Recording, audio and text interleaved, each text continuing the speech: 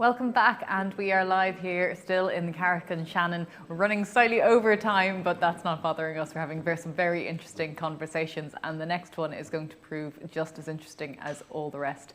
We have Tom Chapman, and he is discussing mob grazing. So Tom, you're very welcome. I'm going to hand it over to you. It's a pleasure to be here. Thank you for inviting me.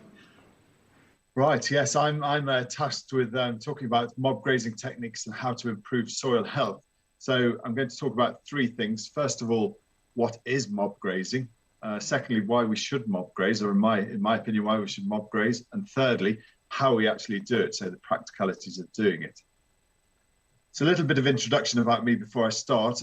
I was lucky enough to be to win a Nuffield scholarship in 2011. And I studied mob grazed cattle, obviously, and looking at them as the perfect arable break crop. So I published my report in 2012. I had actually started mob grazing in a fashion before that. 2009, I started, having read about it on the internet. But it was the scholarship that sort of taught me how to do it. I wouldn't say properly, but it gave me the basics so I could then come home and experiment with it. And I've been doing so since then. So my travels took me through North America, through America and into Canada. So right down, from Saskatchewan right down to Mississippi. Met some wonderful people there. Those of you who know about mob grazing will have heard of, say, Neil Dennis, top left corner, chap with the moustache. I met the Jurdy family, the guys with the sunglasses and the hats. They were bison farmers, so they had 1,500 bison. Guy in the dungarees had Highland cattle. He was farming to the sandhills of Nebraska. And the holistic educator, Blaine Giertis, was a Canadian chap. So very interesting people in North America. Just the same when I went on the second part of my travels to South America. So traveled through Argentina and into Paraguay. And again, some fascinating people. I was looking more at the arable side of integrating livestock there, but really, really interesting people in South America and doing some wonderful things, and surprisingly far ahead of us, certainly in the UK, in terms of how they measured grass and their use of satellite data, things like that. So yeah, very, very, very interesting trip. So today's talk, what is mob grazing? How do you define it? Well, a good definition to start with is it's short duration, high density grazing with a long recovery period. So what that means is short duration means the cattle are on a parcel of land for a very short period, typically a day, but it could be shorter, it could be longer. It's very high density, so you put a lot of animals on that small area so that you get the benefits of animal impact and some form of competition as they eat. And then it has a long recovery period. So the cattle don't actually return to the same spot of land until the forage has recovered fully. So what are the alternatives to mob grazing? We'll just cover that very briefly. We have set stocking, which I don't know if this is a term used in Ireland. It's certainly familiar in England, and it's where you put cattle into a field and they're left there. Not untypically, they're left there all summer. So they would graze there all summer, and as they ran out of food, maybe the farmer would supplement them. So you've got set stocking where the cattle remain on the same bit of land all summer. You have rotational grazing, which I'm sure you're all familiar with, which is when you move the cattle around and they may stay on a parcel of land for a few days before they move to the next one. So it's allowing grass time to recover before you move them. And then we have mob grazing, which is really like rotational grazing, but it's a more intensive form. So it's keeping the animals, giving them enough forage for that one day or that one move, depending on how often you move them, and you move them when they run out of forage. So in this case, it would be there's 55 grazing cells there, so you'd be moving them daily over a 55-day period. This is what it can look like. So this is mob grazing in Saskatchewan. If you remember the picture of the people I met when I was doing my Nuffield scholarship, Neil Dennis, guy with the handlebar moustache, these are his cattle, and he used to move his cattle up to 12 times a day. So he was quite an extreme mob grazier. In fact, when I sort of questioned him about the benefits, and he explained the sort of benefits, but he also said, look, I'm in the middle of Saskatchewan, there's nothing else to do. He said, if I didn't mob graze, what would I do? And then he looked at his wife and he said, I'd probably have 15 children by now. So thank goodness he's got mob grazing, I think. So that's Saskatchewan. This is what it looked like yesterday in Hertfordshire. So we're coming towards the end of the season. This is a hay field, so I've been invited just to graze it off for the autumn, the bit of autumn growth there is. So the stocking density, the number of animals on the area, is a lot lower, partly because I'm only moving them once a day. So I'm not moving them 10 or 12 times a day as Neil was. So this is what it looks like in the UK at this time of year. And the reason behind it is we're trying to copy nature. So mob grazing is about copying nature. And I came across this brilliant quote when I was reading up around my subject back in sort of 8 to 10 years ago. And it's a chap called William Hornaday who travelled across America in the 1800s. And he was sort of depressed. He'd noticed the diminishing numbers of American bison, but he came across a herd. And this is what he said. He said, from the top of Pawnee Rock, I could see 6 to 10 miles in almost every direction. The whole vast space was covered with buffalo, looking at a distance like one compact mass, the visual angle not permitting the ground to be seen. And he went on to say that he camped on this hill for 3 days, and the herd was constantly on the move, and it took 3 days for the herd to pass by. There were literally millions of animals. And that is really what we're trying to copy. It's that animal impact. It's how ruminants, herbivores used to live when we allowed them to. And I say used to, and in actual fact, you can still see it in parts of the world. So we can see it in Africa. So we've got the wildebeest, who again do a sort of mob grazing movement. They migrate across the landscape. They're in huge herds. They're trampling and eating and dunging and urinating, and then they're gone for months on end. And it's a long time before they return. So they've got the short duration, high density grazing, and then the long recovery period at the end. And it's also this sort of herd effect, this grouping together in herds is helped by the predator-prey relationship. So all herbivore herds are surrounded by predators. Now it could be lions in Africa, it could be wolves in North America. There are different predators everywhere, but it means that the herds bunch up and are constantly on the move, constantly looking after each other. So that's what we're trying to copy as mob graziers. It's literally copying nature. So that's what mob grazing is. Why should we mob graze? Well, this is for me is the starting point. This is one of the earliest photographs that I came across, and it really demonstrates the benefits of allowing plants to grow and recover. And this was an experiment done in the 50s, so long before the term mob grazing had been coined. But it was the grass on the left. These are the same types of grass, same species of grass. It's just that the plants on the left have been clipped really hard, really regularly, whereas as you go through to the right, they've been clipped less frequently and have left more leaf on top. And you can see the difference in the root growth. And this is really, really, really impressive as to how the roots match the shoots, if you like. The more shoots you have, the more root area they have. And that's the first sort of key fundamental of mob grazing. Because you've got to understand how plants regrow, how grass plants regrow. They store the energy that they need to grow new leaves once they've been grazed. They store it in their roots. So the more root mass they have, the quicker they can regrow. There's another experiment done by Christine Jones in Australia. She did it with different species of grass and exactly the same results. And you can see how much energy would be stored in the roots of the plant on the right compared to the roots of the plant on the left. And I quite like this diagram. So this sums up why it's important to keep a big root mass and to have a big root mass. So we've got plant on the left, it has been grazed off, but it's still got a full fuel tank. So its roots are still fully sized and it's full of fuel. Now what happens as we move to the right, the second picture shows that the root area is diminishing because the plant is drawing on the energy from its roots and its roots are dying off in order to sustain the plant. That's just a case of staying alive. It then almost completely diminishes its energy on the third picture as it tries to push up new leaves. So the leaves aren't big enough to be actually photosynthesizing. They can't generate energy yet. So they require the energy from the roots. So you can see the loss of the root mass as the plant starts to regrow. And it's only by the fourth picture that we're starting to recharge or refill the sort of energy bank, the fuel tank, if you like, of that plant. So as its leaves get big enough, it can actually recharge its energy reserves. And if we go back to the set stocking, this is quite critical, because there's no recovery period for a set stock plant potentially.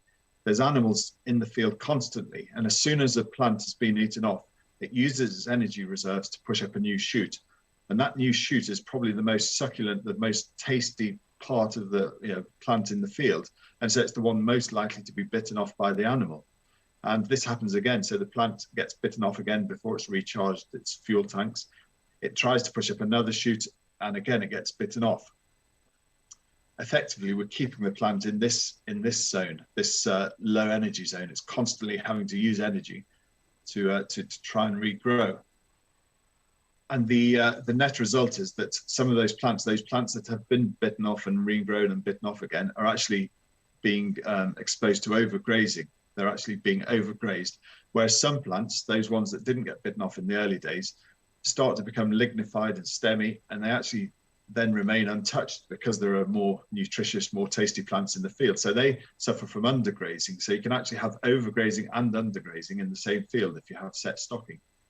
And an overgrazed plant sort of adapts in two ways, or the sward will adapt in two ways. You either end up with short-leaved, low-growing plants, the very sort of prostrate and close to the ground, or the plant actually dies, the grass plant dies. That leaves a gap in the sward, and then you see weeds coming in. So often you'll see horse paddocks, certainly in the UK, would have a lot of ragwort, or you'd see docks coming in or thistles coming in, which is often a sign of, amongst other things, a sign of overgrazing. So yes, weeds coming into the sward is often a result of our management or mismanagement. If we move on to the rotational grazing, I mean, this is better. This allows the plant some chance to recover, but it's still, we often don't give them enough time. And we are only just starting to realize that plants actually need a lot more time to recover than we think. We're probably holding the plants in this zone. So we're fluctuating between the sort of energy recharge and the draining the tank side of things. So we're not letting them fully recover, but we are at least allowing them to produce some energy reserves. So it does help with regrowth. And what happens here is that it's a lot slower. The decline in the sward is a lot slower. So that depletion of energy happens more slowly. But you will hear people talk about the grass lay running out of steam. It doesn't have its energy, and after, it could be 4, 5, 6, 7 years, but then people will say it runs out of steam. It gets invaded by low productivity native species. And these are all symptoms of grazing it too soon before the plant is recovered. And eventually the consequence of that is that people decide a reseed is required. The yields from the ground are not what they expect or what they want, and so they then have to incur a lot of cost to reseed and replenish and refresh the pasture and the sward. Whereas we move to mob grazing, and on a mob grazing system, we're moving them every day and leaving a long time for the plants to recover. We're probably keeping the plants in this zone. So we're trying to keep as much leaf area on there as possible. We're trying to take any little amount of leaf, and we're trying to keep the energy reserves, the roots, as intact as possible. And this is really, really interesting findings about how much root is lost if you graze off the plant. So if you only take between 10% and 50% of the plant leaf, virtually all the roots remain. So you don't lose any roots. Now, as soon as you go over 50% of the plant removed through grazing, you suddenly start to see a dramatic loss of roots. And you can see that at 60% of the leaf removed, we lose half the roots. 70%, we lose nearly 4/5 of the roots. It's quite dramatic. I don't quite agree with the 80 and 90% where you lose 100% of the roots, but anyway, you get the gist. It's you lose a lot of roots, and so that's a critical reason why when we're mob grazing, we try and leave at least half. Looking at it another way, set stocked, the plant is exposed for, on a 200-day grazing season, it's exposed for all 200 of those days. If you were on the rotation that I showed you as an example, where they're in a field for 6 days and then it rests for 18 days, during a rotation, then those grass plants are exposed to a grazing animal for 50 days of the year. Whereas on the mob grazing example I showed you, they're actually exposed for less than 4 days of the year. So they're actually growing for 196 days unchecked by a grazing animal. And that's the power of the mob grazing situation. I think it's important just to sort of recap very briefly about what agriculture is. And basically all we're doing as farmers is we're capturing sunlight and converting it into a saleable form. This is the equation which I'm sure you're all familiar with. We take carbon dioxide out of the air, we take water out of the ground, and by a miracle of the plant, it captures sunlight energy and turns it into glucose and gives off oxygen. So that plant captures the energy and locks it into the glucose molecule. I'm sure you're all familiar with the equation for it. And this is a diagram of the glucose molecule. So this is the building block of life. And the important bit is the gray cylindrical bars, which are the energy bonds, which hold the atoms together to form the molecule. And it's those energy bonds which come from the sun. So the sun hits the plant, it gets locked into a molecule like this. And then when we digest it, or the cow digests it, those bonds are broken and the energy released, which allows us to function. So it's that critical pathway. And that's important because whilst we go back to the loss of roots, think about the impact on sunlight capture. The more solar panels you have, the more energy you will capture. So if you only take half of the leaf area, you're going to be capturing huge amounts more sunlight than if you graze it down to very close to the ground. So leaf area is critical. So height of grazing not only affects the roots, but it also affects the amount of energy you continue to capture through the growing season. And the cumulative increase in energy you capture can be really significant. It's also important to remember the growth curve of grass and other plants. Obviously, if you graze them quite low, the growth is very slow to start with. So what we're trying to do as mob grazers is we're trying to keep the growth in that sort of rapid growth period. So we're not trying to take off too many leaves. We're trying to hit the sweet spot between the rapid start of rapid growth and the start of reproduction, because we also don't ideally want the plant to go into reproductive phase as a rule, although there are occasions when it's beneficial for it to do that. But that's the sweet spot. So that's what we're trying to do. We're trying to hit that sweet spot when it's really growing as hard as it can. And capturing more energy will have an impact on the soils as well. So as well as increasing the Brix reading of the plant, which is the sugars, the energy within the plant will also produce more root exudates that feed the soil life. And I'm sure you've heard Elaine Ingham speak. Apologies if I'm repeating something you've already heard, but her quote was that exudates are simple sugars, protein, and carbohydrates. What was that a recipe for? That's cake and cookies. That's the ingredients you need to make cakes and cookies. So your plants are actually pumping sugars, and this is a picture of a root hair. They're actually pumping sugars out into the soil. So they're feeding the mycorrhizal fungi, they're feeding the nematodes and all the bacteria and all the other microbiota that live in the soil. So these sugars, these root exudates, are critical to soil health. And you only get root exudates if the plant is photosynthesizing and if it's got a surplus of energy. If it's using that energy to rebuild its roots, it won't be wasting too much energy pumping out sugars to the roots, to the soil. And this is a fairly obvious statement. If you pump more carbon into your soil, you'll end up with more carbon in your soil. And carbon effectively is locked up soil organic matter. And I'm sure we've all heard of the importance of soil organic matter. So a healthy soil, 1% increase in soil organic matter will increase the water holding capacity by 75,000 litres per hectare. So we just dramatically improve the drought hardiness of our soil just by increasing the organic matter.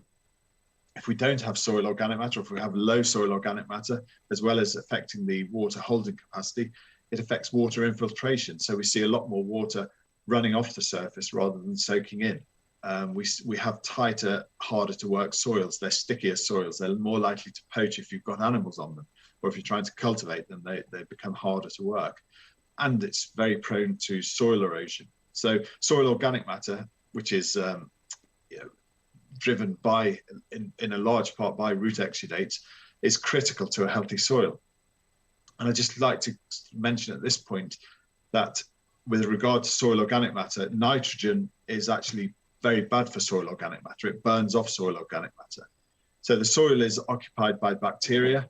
They have a carbon to nitrogen ratio of about between 9:1 to 18:1. So they need 9 parts carbon to 1 part nitrogen. And that's the reason why if you put a lot of carbon, say straw, on your soils, it starves the soil of N. Those bacteria need to absorb a lot of N to get back into balance in order to digest the straw. But the same thing, the reverse happens if you put too much N on. It then needs the bacteria, and the soil life needs to consume a lot of carbon to get the ratio back in balance. So that's why high levels of nitrogen usage are very detrimental to soil organic matter. And the other thing about exudates, I've mentioned mycorrhizal fungi briefly. They depend on these exudates to feed them, and they in turn, it's a symbiotic relationship. They will actually increase the root surface area of your plants by, well, I've heard between 700 times and 1,000 times. So they have a huge increase in effective surface area of your plants, and that means that a lot more water, a lot more moisture, a lot more nutrients can be reached and transported by the mycorrhizal fungi to your grass plants, and in return, the grass plants feed them exudates. It's a perfect system.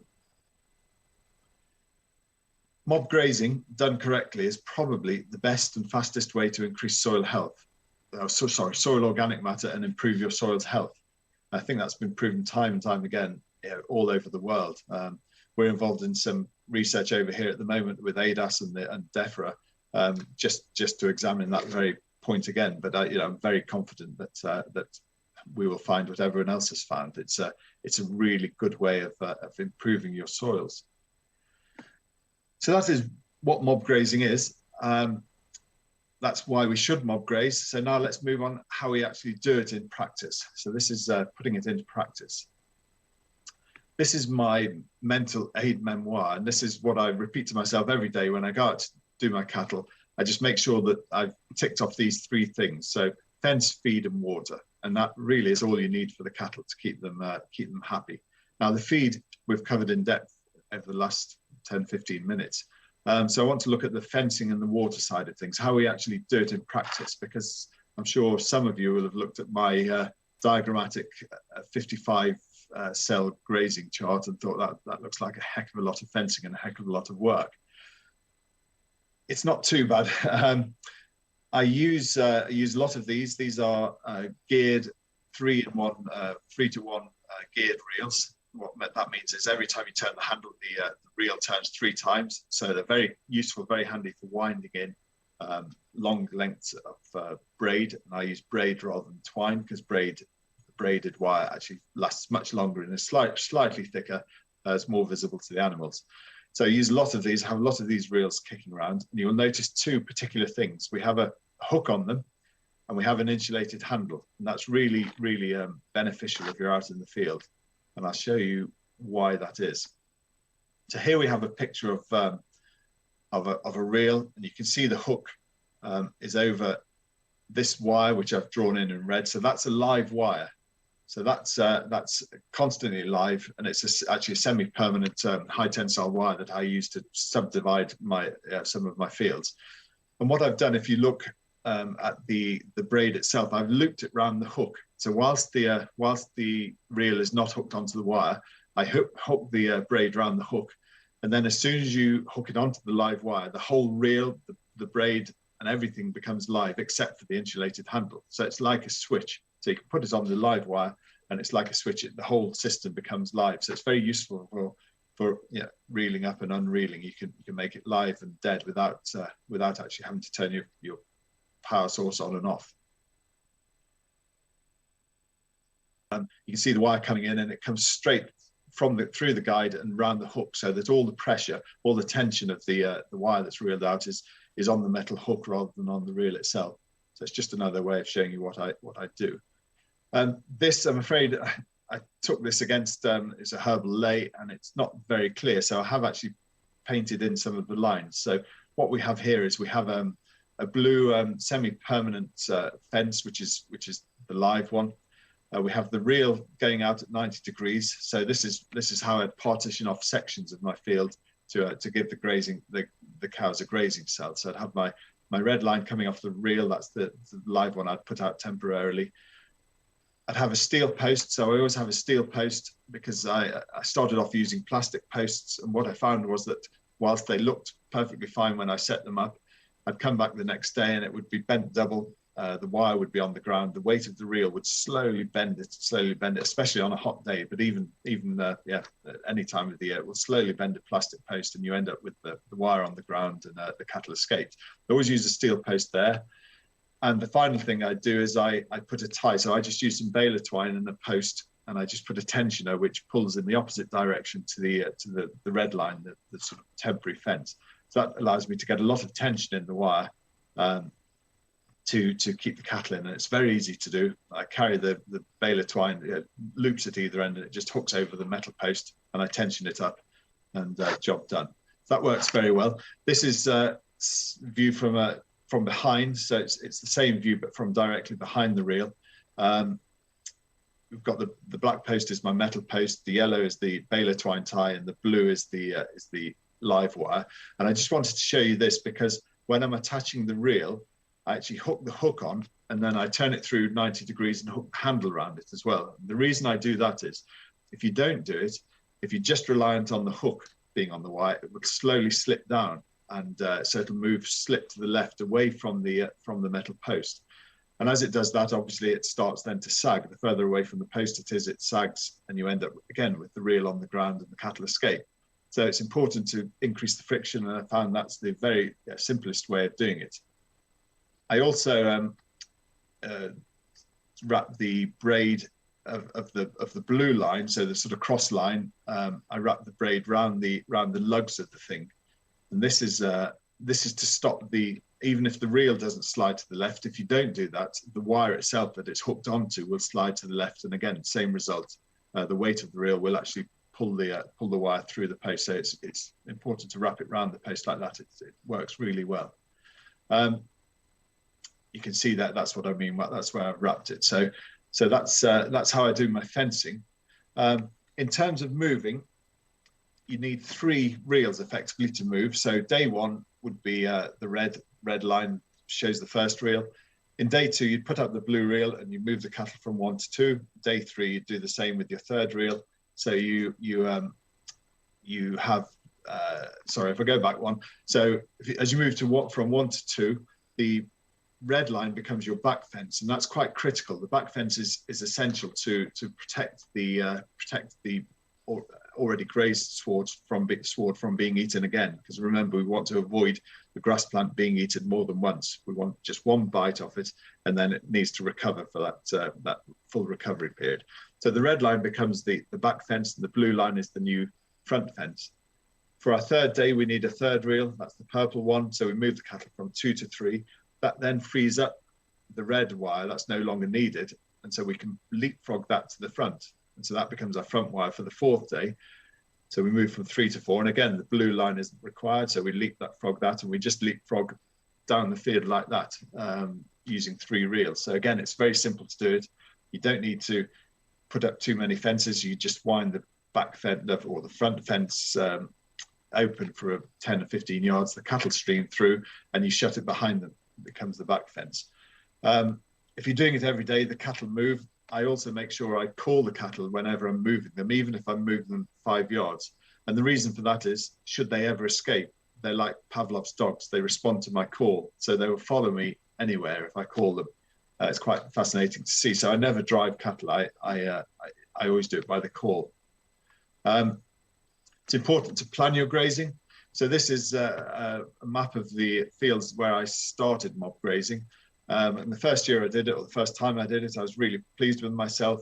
So we worked across the fields. We had front fences, back fences. The cattle moved through the grazing land. So the grazing land is the slightly paler green with the stripes, surrounded by woodland. So I moved through the fields like this, and I got to the end of the grazing block and suddenly realized the only way out of the field is where I'd brought them in over on the right-hand side. And so myself and the herdsman who works on the estate here had to drive the cattle all the way back over regrowth and really tasty new growth, trying to get them out of the field so they could start the rotation in the correct place. So that was a bit of a disaster. So I very quickly realized that what we needed to do as they came into the field is to divide up the paddocks with a temporary or a semi-permanent wire that ran through the middle of every field. And what that means then is you can take the cows in the same route, but on one side of the wire. And then when you bring them back, they come down the other side. Benefit is they end up where they started. So they end up by the gate that they need to come out of. There's no driving them over pastures.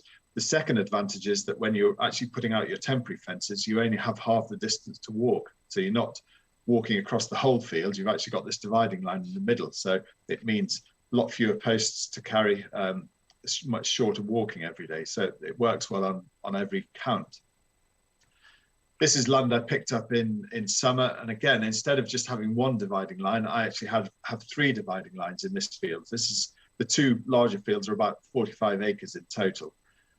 So I put 3. So as long as you have an odd number, it does mean that you can go up one side, down the other, up the next, and down the next, and you end up where you want to be. So you end up near the gate where you started, rather than being at the far end of the field. So it's little things like that that I've learned that really help. And if I go back, just showing the laneways, these are I actually got them pretty parallel, and they're all about 60 meters apart. So the parallel lines are about 60 meters apart in the field. I put my posts in on these semi-permanent runs at about at 20 paces, so about 20 meters. I pace at about a meter, so they're about 20 meters. So I know that it's each post interval is 20 meters by 60 meters. So it allows me to work out the area, which is very useful when you're allocating feed each day, because a lot of it is done by eye. And if you know they need 3/4 of a hectare, it's very easy just to give them the same amount every day. And if you think, actually the grass has grown a bit, they're leaving a bit too much behind, you can slightly reduce it, and it makes that calculation by eye a lot easier. So that's just another little tip. Water's the other issue. We started off with very large troughs, and we put the wire, and I painted the wire in red so that the cattle could access it from either side. I've now started favouring mobile troughs. So this is some cattle I had on a nearby estate. I'll zoom in on the cattle at the front right. So if we zoom in on them, you can just about see the trough. And if I zoom in a bit more, so you can see the trough, and that's just one I tip out every day. I have a wire. I've subsoiled in a lot of water pipe through the centre of the fields, and I just click the pipe, not the wire. I click the pipe to the trough. So just move the trough every day to where the cattle are grazing, and it works really well. They don't need a large trough, because when they're mob grazing, they're very close to water, and they don't all stand around the trough, so they don't all drink at once. So it's really efficient in terms of how they use the water. Probably coming to the end of my time, actually, because we are a bit pressed for time. Are we all right, Hannah, for a minute, or are we? For a minute. Okay, sure. Okay, I'll just mention about new lays. Be careful how you establish them. We tend not to cultivate the ground. Now we will either direct drill, or we'll just very lightly tickle the very surface of the soil, because we find if we cultivate, we lose the soil structure, and it causes real problems when we get wet weather, and the soil loses its structure for a year or two, and it causes problems when you put cattle on there. So yeah, be careful how you establish new lays. Herbal lays, it's already been discussed. The last speaker, James, was fascinating, so I won't go into any of these, but I'm a big fan of herbal lays. For this reason, deep rooting, shallow rooting, you get a whole range of rooting plants at different depths. And I'll finish on this slide. This was just all taken on the same day. This was a herbal lay, and I thought it was quite interesting. This was about 10, 11 years ago when I first started using these multi-species swards. So pre-grazing, we can see it's nicely grown. During grazing, you can see how they're starting to trample it. Post-grazing is bottom right, and so going clockwise. You can see it's been grazed right down. There's lots of litter on the ground, lots of protection for the soil. And then the regrowth in a different part of the field, it's just starting to regrow again. And I thought that really sums up what mob grazing is, really. So that's me. Thank you very much.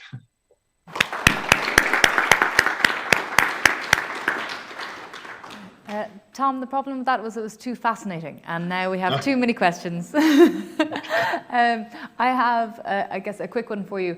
I was talking to a dairy farmer recently, an organic dairy farmer, and he has been using mob grazing, but he switched this year to a different technique. And for the sake of our argument, have you come across dairy farmers who perhaps can't get enough quality out of the swards if they're using mob grazing? Do you think it favours a beef system more than a dairy system?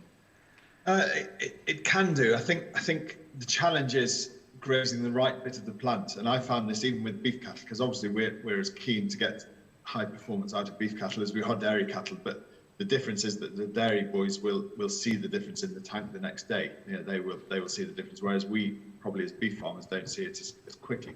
But the secret is, I think, if you're going to be grazing, doing a mob grazing system, is to only graze the very top of the plant. Now, in my mind, it doesn't make a huge amount of difference if the plant has grown to 3,000 kilograms of dry matter a hectare or 4,500.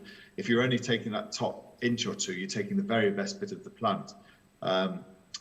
So that is what I would say.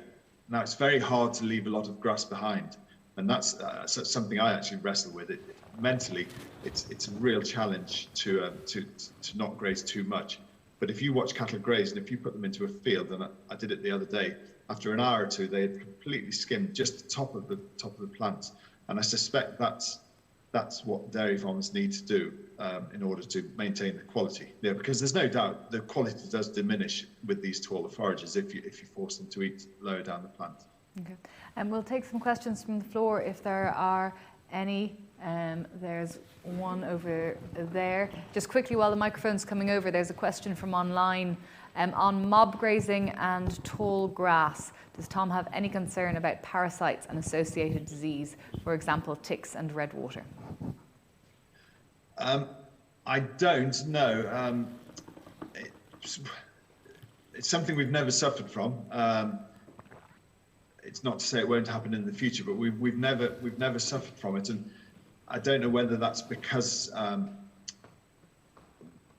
at different times of the year you don't always have tall grass. Sometimes you trample it down into the ground.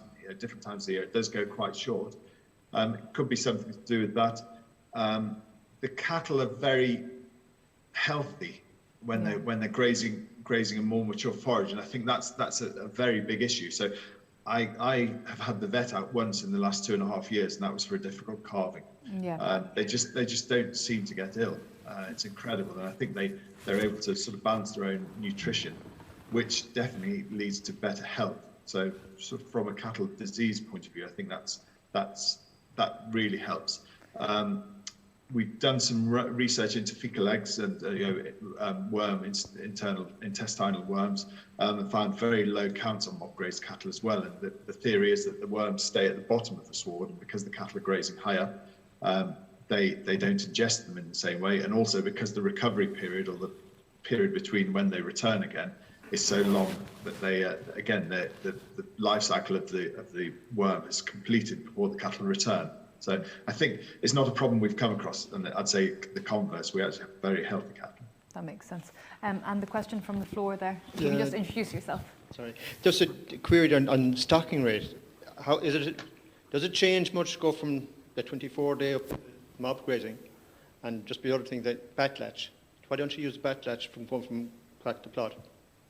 2 questions. Yes, in theory, the stocking rate shouldn't change at all, and because it's rather than giving the cattle the right amount of feed for several days, you give them the amount for 1 day. And in actual fact, because they're not wasting as much, and cattle love traipsing from one end of the field to the other or gathering around a water trough, so they do waste a lot when they're in the field for a long period of time. Whereas with mob grazing, they're constantly being given fresh stuff. They can't cherry pick the best bits out of the field. They have to eat it all, and then they get some fresh stuff the next day. So I haven't. Stocking rate is at least the same, and I've stopped using fertilizer. I don't use fertilizer or anything, and yeah, I'm very happy with how the grass grows. So no problem there. In terms of backlatches, I do use them sometimes, and I'm a big fan of them. I think it depends on the age of the cattle. If you get young stock, if you get yearlings, what happens is the battle latch, just by their design, and for those who don't know, a battle latch is an electronic gate opener. So it's an electronic switch on a timer, which opens or releases a spring, and the spring gate opens, and the cattle walk through the gap. Now, what I've found is if you use them with young stock, some of them find the gap, and a lot of them don't find the gap, and they get very excited and very sort of excitable, nervous, skittish, trying to join their friends who've got into the new grazing, and you can end up with cattle jumping over the wire and trying to force their way through to get with their herd mates. So battle latches are you have to be careful how you use them. I think cattle do get used to them; they do train themselves. Certainly, older cattle, it works very well with them. I've used them quite successfully with older cattle. Okay, Sean, you have some questions there? Yeah, Tom, a quick question. You're at the mob grazing a while.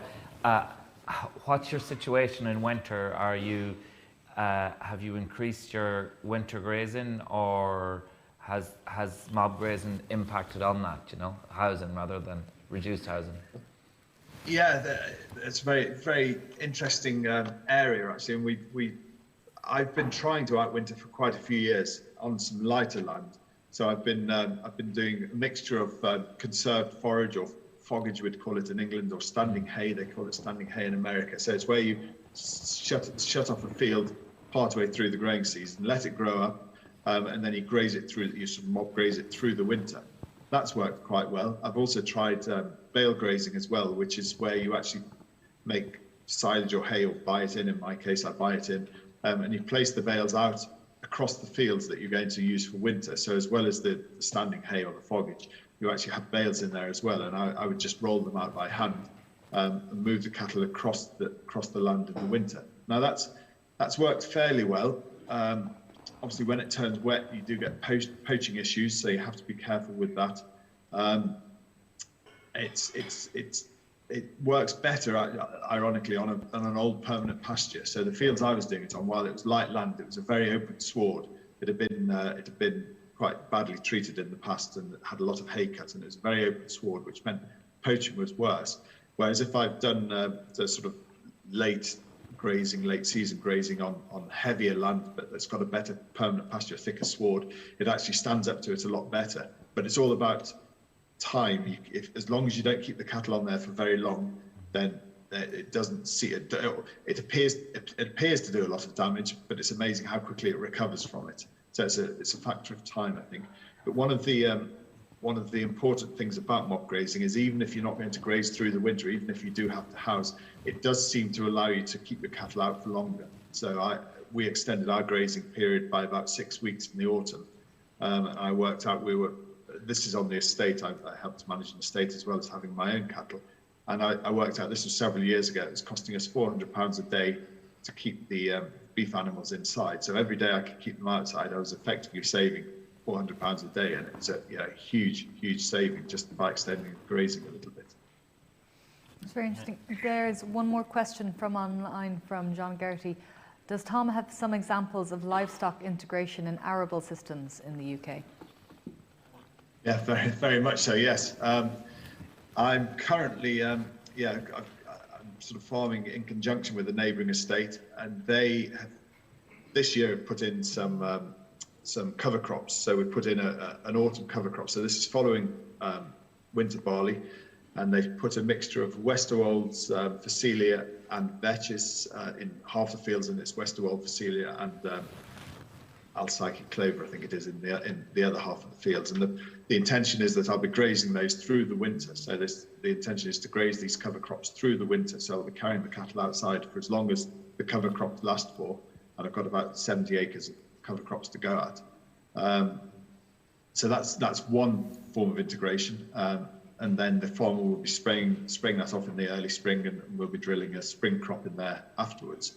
The other thing that we've done quite a lot of is put herbal lays in as part of the arable rotation, the break crop. So we'll put herbal lays in, or multi-species lays, for 4 or 5 years before it returns back to the arable rotation. And again, these work very well. And I think I mentioned briefly in my presentation that it's important as to how you establish them, and it's important you keep the soil structure. but they're brilliant, and they really seem to add a lot of fertility. They suppress the weeds. You don't seem to get weeds coming in a herbal ley. So I think all the niches, the ecological niches, are filled by the different plants. Cattle do really well on them, and it goes well when we go back into the arable rotation. And so, yes, how do you establish the leys? Are you, because we've discussed this earlier, are you direct sowing? What are you doing?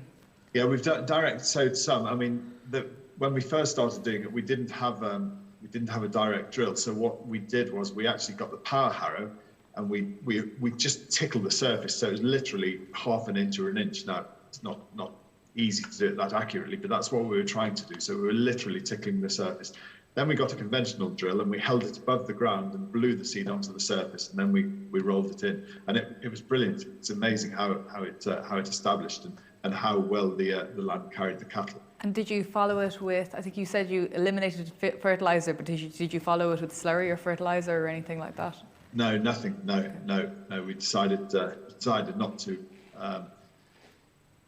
and it seemed to get away okay. It was ex-arable land, so I suspect there was a bit of inherent fertility there anyway. Okay, Tom, thank you very much. That was fascinating. Thank you, everyone. Applause, Tom.